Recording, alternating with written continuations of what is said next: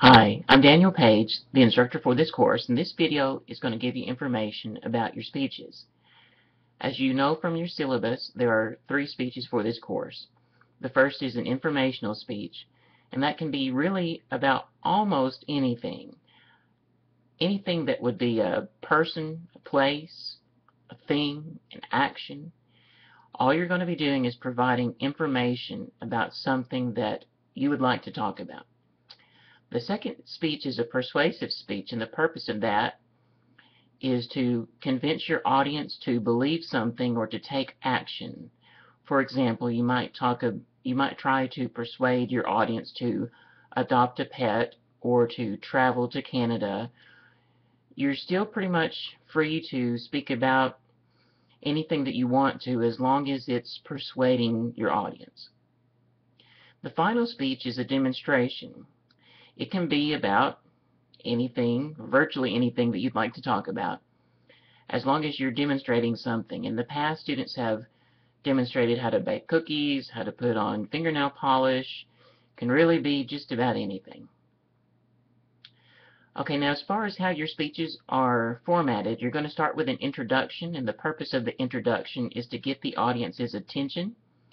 It should be short, maybe 2 to 3 sentences at the most, and you should not use the phrase, "Hello, my name is John Doe," or the phrase, "Today I will talk to you about," in your introduction.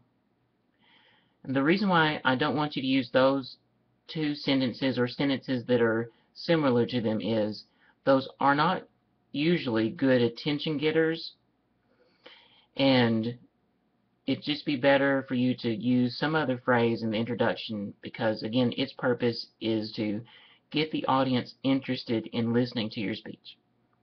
Now that's followed by the need step, and the need step is where you're going to make a short statement or 2 or 3 sentences to tell your audience why they need to listen to your speech.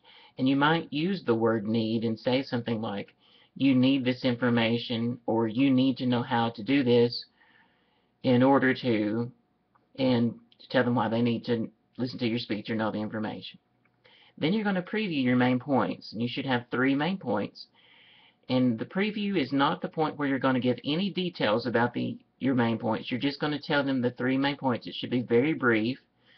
So if I was going to do this video in the format in which I would like your speeches to be, I might say, "Today I'm going to tell you how to record your videos, what your speeches are going to be about, and how to do a conclusion." And then I would progress into my speech.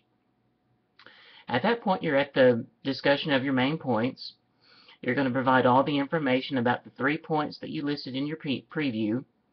It's important that between the main points you'd use some type of transition words like first, second, last, first, next, finally, to begin, then, in conclusion, something that will introduce each point so that your audience knows where they are in listening to your speech.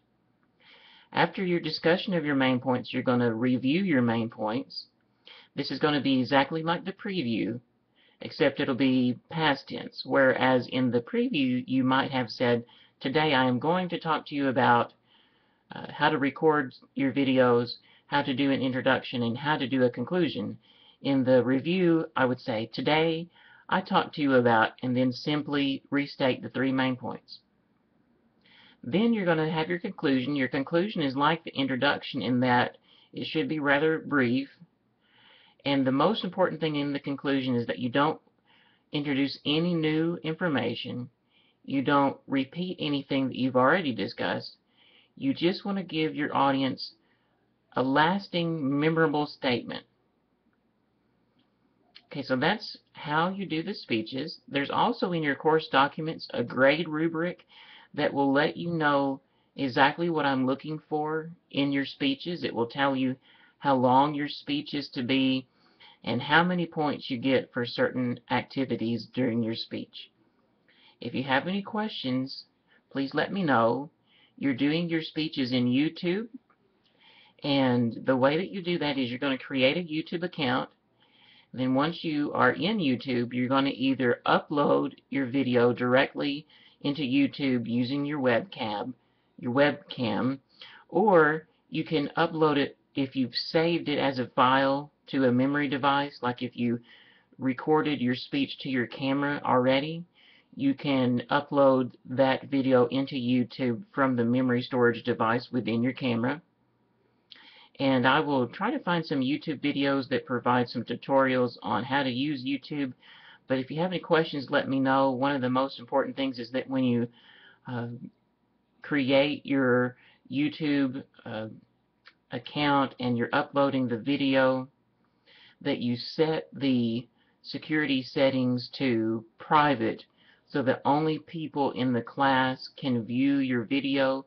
Once you do that, if you're at the point where you're uploading or recording your video, when you select private, it should give you a website address, and that website address will be the website for your speech, and you're going to post that website address in the discussion board that speech belongs to. For example, if it's the first speech, then you'll put that website address in the first speech discussion board.